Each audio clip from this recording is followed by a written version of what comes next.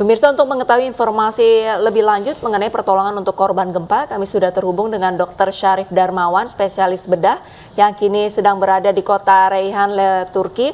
Assalamualaikum Dr. Syarif, selamat pagi waktu Jakarta. Waalaikumsalam warahmatullahi wabarakatuh. Terima kasih News TV. Dokter, Selamat malam waktu Turki. Baik, terima kasih banyak dokter atas waktunya sudah bergabung di iNews Pagi. Dokter, ini lantas apa saja perkembangan dari lokasi gempa yang bisa Anda sampaikan ke pemirsa iNews? Ya, baik. Jadi update yang terbaru sudah sekitar 31.000 ya jumlah keseluruhan total yang tewas dan lebih dari 90.000 yang luka-luka. Sementara memang semua kegiatan masih terkonsentrasi di evakuasi. Pagi ini juga kami tim dari DMC Dompet 2 ikut melakukan backup bersama tim Inasar Basarnas Indonesia. Jenazah di sebuah reruntuhan gedung di lokasi Cekmeje, Antakya. Ya, alhamdulillah kita juga bisa berkontribusi untuk ikut membantu Inasar Basarnas untuk melakukan evakuasi. Dan juga hari ini juga kita melakukan penebaran 100 paket makanan instan. Insya Allah Dompet 2 dengan DMC, Disaster Management Center, akan terus ikut melakukan bantuan-bantuan kemanusiaan sampai pada nanti kita fase relief atau fase recovery-nya. Iya. Dokter, dari yang Anda temukan di sana atau menurut pandangan Anda, kondisi luka seperti apa yang banyak dialami oleh korban bencana ini? Secara umum luka karena reruntuhan bangunan ya, Mas, sehingga memang kemudian luka-luka kronis itu. Tapi memang kalau untuk secara keseluruhan di hari ke-8, ke-9 seperti ini, kita tinggal maintenance saja, meskipun memang rumah sakit Turki juga tidak melakukan permintaan bantuan khusus untuk obat dan lain sebagainya. Semua sudah terhandle oleh pemerintah Turki saat ini. Baik, dokter tiba di Turki kapan dokter, maaf?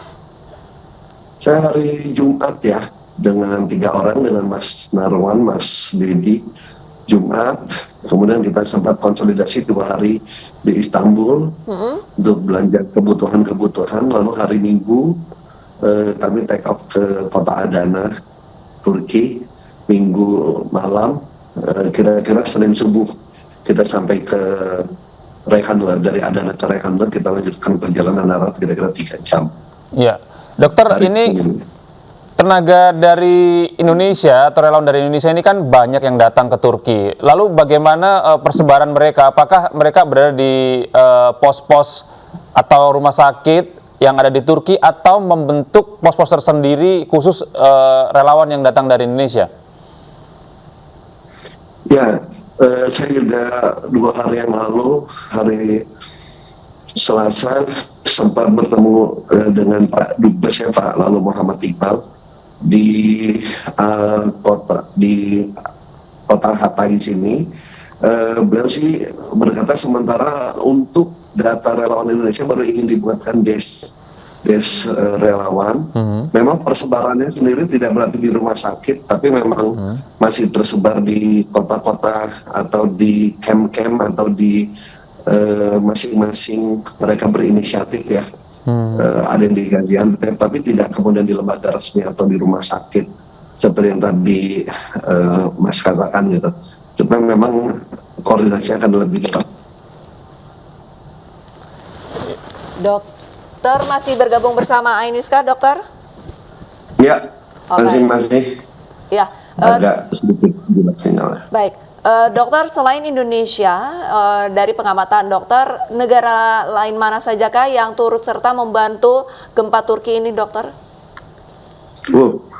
Banyak sekali, total ada 124.000 relawan dari berbagai negara. Kita kemarin ketemu waktu Inasar Basarnas sampai itu, baru perusahaan dengan Jerman dan Australia, Jerman dan Belanda. lalu kita datang bersama dengan Australia, lalu kalau di tengah lapangan kita ketemu dengan relawan dari Malaysia, dari seluruh negara hampir kayaknya.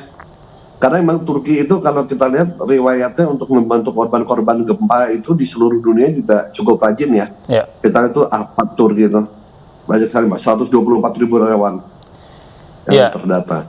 Dokter, dengan adanya relawan yang datang hampir dari seluruh dunia ini, apakah proses evakuasi atau proses pencarian dari korban yang masih tertimbun dalam reruntuhan ataupun yang masih terluka dan butuh dirawat ini sudah cukup efektifkah atau masih perlu para relawan untuk datang ke Turki?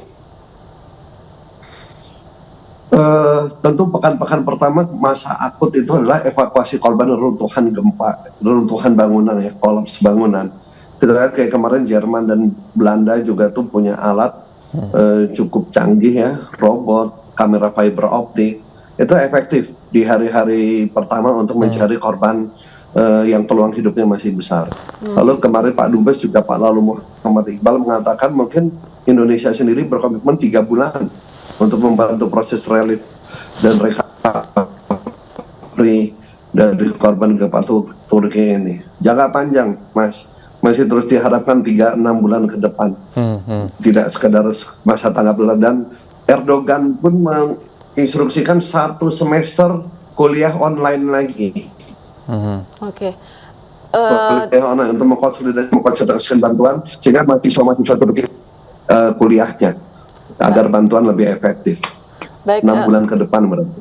Selama 6 bulan ke depan, Erdogan mengimbau agar tetap kuliah online. Tapi sementara itu, dokter mengingat jika ada bencana gempa itu pasti ada daerah-daerah yang bisa dikatakan terisolasi ataupun kekurangan bantuan. Apakah teman-teman dari relawan ini menyisir hingga ke desa-desa terisolasi atau memang sudah ditetapkan, diberikan pos terhadap pemerintah Turki sendiri atau seperti apa? Ya, tentu koordinasi dari pemerintah Turki untuk menempatkan distribusi secara merata iya dilakukan. Tapi seperti biasa Mbak, kalau kita kayak di Indonesia sendiri, saya lihat ada beberapa yang atau bahkan banyak yang tidak tercover oleh pemerintah. Dan kita di sini relawan itu penting sekali loh untuk kerjasama dengan relawan lokal melakukan penyisiran daerah-daerah yang belum tersentuh oleh pemerintah. Kemarin kita buktikan itu.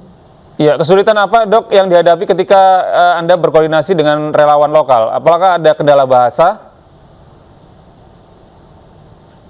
Ya, kita katakan saja waktu kita saat mutar-mutar di malam hari, kita distribusikan 100 paket makanan dengan relawan lokal, itu kan kendala bahasa, Mas. Kalau kita sampai nggak bisa bahasa, ngetuk dari tenda ke tenda, kita baru bisa malam karena pagi-paginya kita ikut membantu Inasar melakukan evakuasi dari korban yang di bawah runtuhan. Pas maghrib kita dari tenda ke tenda, ke door to door. Itu relawan lokal sangat membantu sekali, sangat membantu sekali. Tidak ada kendala, tidak ada kendala.